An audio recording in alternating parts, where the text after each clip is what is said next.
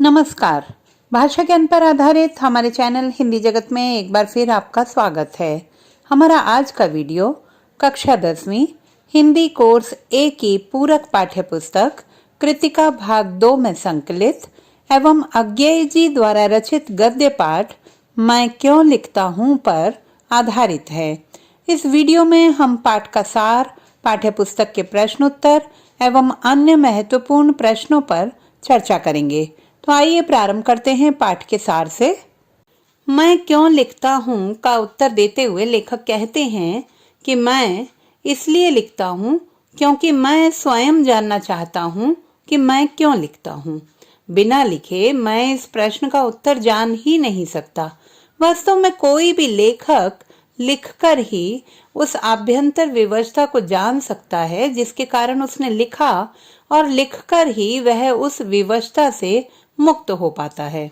लेखक के अनुसार सभी लेखक कृतिकार नहीं होते और न ही उनका समस्त लेखन ही कृति होता है। यह भी सत्य है कि कुछ ख्याति मिल जाने के बाद कुछ बाहरी विवशता जैसे कि संपादकों के आग्रह, प्रकाशक के तकाजे तथा आर्थिक आवश्यकता से भी लिखा जाता है। हर रचनाकार या लेखक यह भेद बनाए रखता है कि कौन सी कृति भीतरी प्रेरणा का फल है और कौन सी कृति बाहरी दबाव का। अनेक बार बाहर का दबाव वास्तव में दबाव नहीं रहता बल्कि भीतरी उन्मेष का निमित्त बन जाता है। इन सब के मध्य कृतिकार का स्वभाव और आत्मानुशासन भी महत्वपूर्ण होता है। भीतरी विवशता को स्पष्ट करने के लिए लेखक अपने द्वारा रचित एक कविता का उदाहरण देते हैं। लेखक के अनुसार जब हिरोशिमा पर अणु बम गिरा तब विज्ञान के दुरुपयोग के प्रति उन्होंने स्वाभाविक विद्रोहवश लेख लिखा था। जब जापान जाने का अवसर मिला तो रेडियोधर्मी पदार्थ से आहत वहां के लोगों की पीड़ा को प्रत्यक्ष रूप से अनुभव भी किया। पर अनुभव से गहरी चीज होती है। अनुभव घटित का होता है। कोई भी कृतिकार संवेदना और कल्पना के सहारे उस अनुभूति को आत्मसात कर लेता है जो वास्तव में कृतिकार के अनुभव में नहीं आया। लेखक ने एक दिन सड़क पर घूमते हुए एक जले हुए पत्थर पर एक लंबी उजली छाया को देखा जो निश्चित ही विस्फोट के समय वहां किसी के खड़े होने के कारण बनी होगी। विस्फोट से बिखरे हुए रेडियोधर्मी पदार्थों की किरणों ने उस व्यक्ति को वाष्प बनकर उड़ा दिया होगा और उसके आसपास से बढ़ने के कारण वह पत्थर झुलस गया होगा। इस तरह पूरा घटनाक्रम पत्थर पर जैसे लिख गया हो। इसे देखकर अणु विस्फोट मानो लेखक की अनुभूति प्रत्यक्ष में आ गया, जिससे जागृत विवशता से वे हिरोशिमा पर कविता सृजन कर पाए। लेखक के अनुसार वह रचना अनुभूति प्रसूत है, न कि बाहरी विवशता का परिणाम। अब बात करते हैं पाठ्य पुस्तक के प्रश्नोत्तर की। प्रश्न 1, डायरी लेखन की आदत किस प्रकार की लेखन एवं अभिव्यक्ति कला का विकास कर सकती है, स्पष्ट कीजिए। उत्तर, पिछले कुछ दशकों से डायरी लेखन एक विधा के रूप में समाज में खासी लोकप्रिय हो गई है। पिछली सदी की सर्वाधिक पढ़ी जाने वाली पुस्तकों में एन फ्रैंक की डायरी भी महत्वपूर्ण स्थान रखती है, जो उसने 1942 से 1944 के बीच नाजी अत्याचारों के बीच एम्स्टर्डम में छुपकर रहते हुए लिखी थी। जब यह डायरी प्रकाशित हुई तो इसे ऐतिहासिक दस्तावेज के साथ साथ एक साहित्यिक कृति के रूप में भी महत्वपूर्ण माना गया। हालांकि डायरी लेखन मुख्यतः निजी अभिव्यक्ति को मुखर करती है, परंतु पिछले कुछ दशकों से बड़े बड़े रचनाकारों की डायरियां पुस्तक की शक्ल में छपने लगी हैं, जिन्हें पाठक बड़े चाव से पढ़ते हैं। हिंदी के महान कवि और विचारक गजानन माधव मुक्तिबोध ने एक साहित्यिक डायरी लिखकर साहित्यिक समस्याओं से संबंधित अपनी उलझनों को उपयोगी पाठ के रूप में प्रस्तुत करने का एक अद्भुत प्रयोग भी किया था। यह सभी तथ्य स्पष्ट करते हैं कि डायरी लेखन अभिव्यक्ति कला का विकास कर सकती है। प्रश्न 2, वर्तमान परिप्रेक्ष्य में आपदा प्रबंधन की समुचित जानकारी होना आवश्यक है, जिससे आपदा के समय आप अपना और समाज का बचाव कर सकें। विद्यालय से आपदा प्रबंधन के विषय में मिली जानकारी का आपदा के समय आप किस प्रकार प्रयोग करेंगे? उत्तर: किसी भी आपदा के समय स्थानीय प्रशासन और गैर सरकारी संगठनों से पहले हमारे पड़ोसी या समाज के लोग ही हमारी सहायता करने के लिए आगे आते हैं।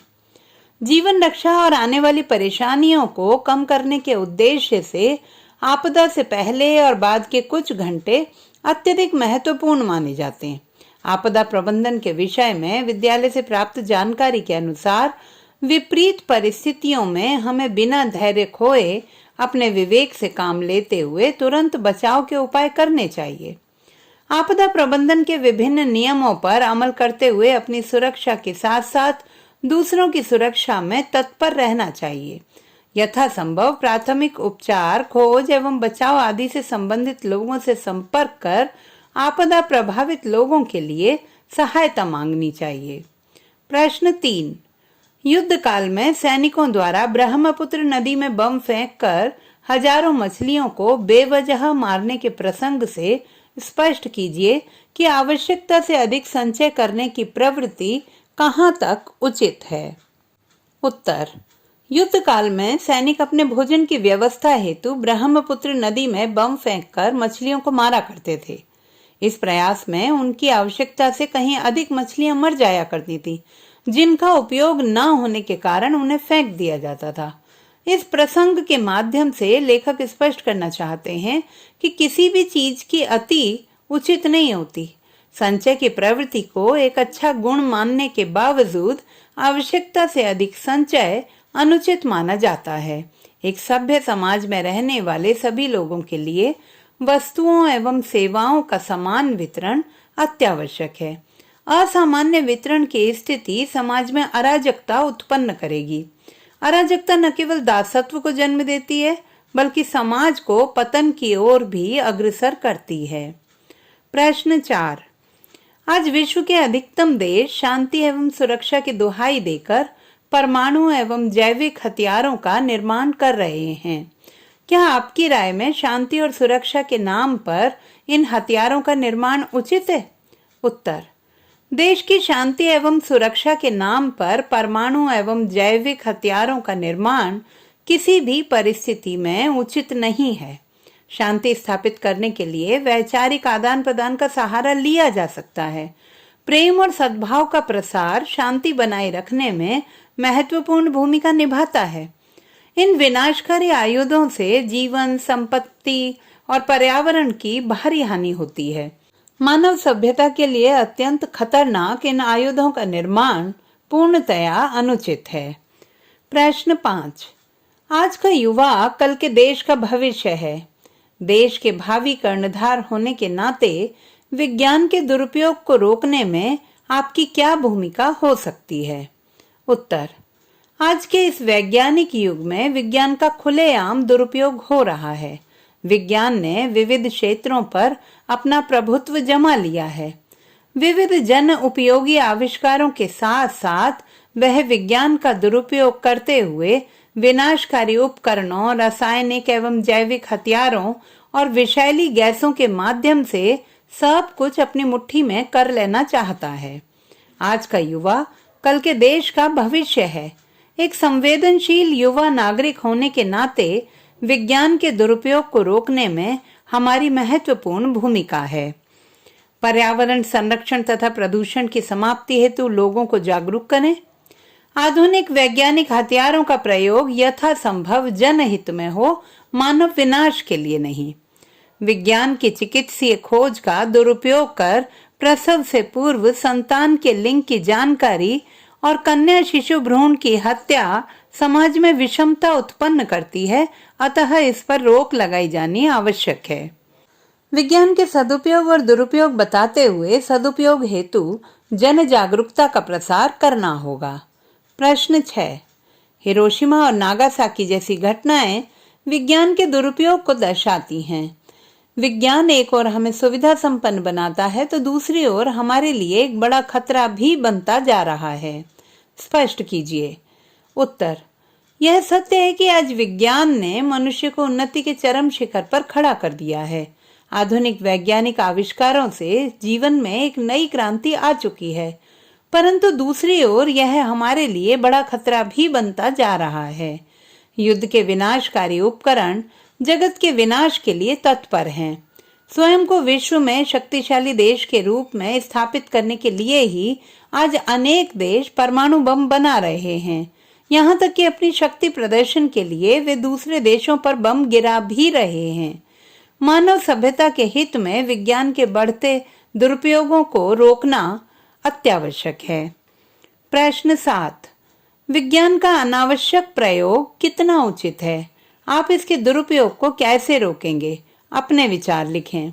उत्तर, हिरोशिमा नागासाकी पर अणु बम का गिरना एक ऐसी घटना थी जिसने संपूर्ण मानव जाति को हिलाकर रख दिया है।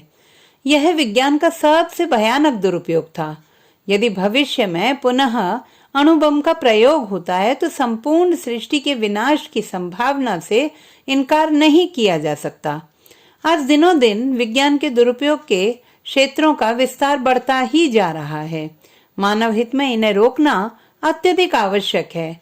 उदाहरण के तौर पर देश की सुरक्षा के लिए निर्मित हथियारों का आतंकवादियों द्वारा निर्दोषों की हत्या के लिए प्रयोग, चिकित्सा क्षेत्र में विज्ञान का दुरुपयोग कर प्रसव पूर्व संतान के लिंग की जानकारी और कन्या शिशु भ्रूण की हत्या, हत्या एवं आत्महत्या में विविध कीटनाशकों का प्रयोग, टीवी रेडियो पर प्रसारित अश्लील कार्यक्रमों से सामाजिक पतन। देश के युवा नागरिक होने के नाते हमें इन सभी परिस्थितियों के प्रति लोगों को जागरूक कर उन्हें समझाना होगा कि विज्ञान अच्छा सेवक है किंतु बुरा स्वामी है। अब एक नजर डालते हैं परीक्षा की दृष्टि से महत्वपूर्ण प्रश्न उत्तरों पर। प्रश्न 1, क्या हिरोशिमा पर लिखी कविता लेखक के आंतरिक एवं बाह्य दोनों दबावों का परिणाम हो सकती है? उत्तर, यह सत्य है कि लेखक ने जापान जाकर अणु बम की त्रासदी को देखा और रेडियम पदार्थों से आहत वर्षों से कष्ट सहते लोगों के दुख को प्रत्यक्ष अनुभव किया। झुलसे हुए पत्थरों तथा अणु विस्फोट की विनाशकारी स्थिति की प्रत्यक्ष अनुभूति ही उनके भीतर कविता रचना की विवशता बन गई। परंतु इसके पीछे बाह्य दबाव से भी इनकार नहीं किया जा सकता। संभवतः लेखक के प्रत्यक्ष अनुभव से अवगत होने की लोगों द्वारा मांग और सराहना की कामना ने लेखक को जापान जाने अथवा कविता सृजन हेतु प्रेरित किया होगा। प्रश्न 2, अनुभूति के स्तर पर जो विवशता होती है वह बौद्धिक पकड़ से आगे की बात है और उसकी तर्क संगति भी अलग होती है। लेखक ने इस पंक्ति के माध्यम से क्या व्यक्त करना चाहा है? उत्तर, विज्ञान विषय का छात्र होने के कारण लेखक अज्ञेय रेडियोधर्मी तत्व और उनके दुष्प्रभावों से परिचित थे। हिरोशिमा पर जब परमाणु बम गिरा तो उसके परवर्ती प्रभावों से विचलित लेखक ने उस पर एक लेख लिख डाला, परंतु इसमें अनुभूति जन्य विवशता का अभाव था। बाद में जब लेखक ने स्वयं जापान जाकर अणु बम की त्रासदी को देखा तो उन्होंने हिरोशिमा नामक कविता लिखी जो उनकी प्रत्यक्ष अनुभूति की पीड़ा को बयां करती है। इन पंक्तियों के माध्यम से लेखक स्पष्ट करना चाहते हैं कि अनुभूति के स्तर पर विवशता बौद्धिक पकड़ से आगे की बात है और उसकी तर्क संगति भी अलग होती है। प्रश्न 3, भीतरी विवशता से क्या तात्पर्य है? उत्तर, भीतरी विवशता से तात्पर्य किसी घटना या दृश्य को देख सुनकर मन में होने वाली छटपटाहट है। जब तक कवि या लेखक उसे शब्दों के माध्यम से व्यक्त नहीं करता तब तक वह उस वेदना से मुक्ति नहीं पाता। प्रश्न 4, कुछ रचनाकारों के लिए ही आंतरिक दबाव के साथ साथ बाह्य दबाव भी महत्वपूर्ण होता है। यह बाह्य दबाव कौन कौन से हो सकते हैं? उत्तर, कुछ रचनाकार अपनी रचनाओं में प्रत्यक्ष अनुभूति को शब्दबद्ध करते हैं तो कुछ रचनाकार अनुभवजन्य विचारों को बाह्य दबाव के साथ लिपिबद्ध करते हैं। यह बाह्य दबाव निम्नलिखित हो सकते हैं: आर्थिक लाभ की अपेक्षा, संपादकों और प्रकाशकों का आग्रह, सामाजिक परिस्थितियां, विशिष्ट के पक्ष में विचारों की प्रस्तुति का दबाव, यश प्राप्ति की चाह आदि। प्रश्न 5, हिरोशिमा में हुए अणु बम विस्फोट के दुष्प्रभावों को पढ़कर भी लेखक कविता क्यों नहीं लिख सका? उत्तर, लेखक विज्ञान का विद्यार्थी था और अणु, रेडियोधर्मी तत्व, रेडियोधर्मिता के प्रभाव आदि के सैद्धांतिक ज्ञान को गहराई से जानता समझता था। अतः वह इस विषय पर लेख तो लिख सका, परंतु कविता नहीं लिख पाया, क्योंकि लेख लिखने के लिए जहाँ बौद्धिक पकड़ की आवश्यकता होती है, वहीं कविता के लिए अनुभूति के स्तर की विवशता।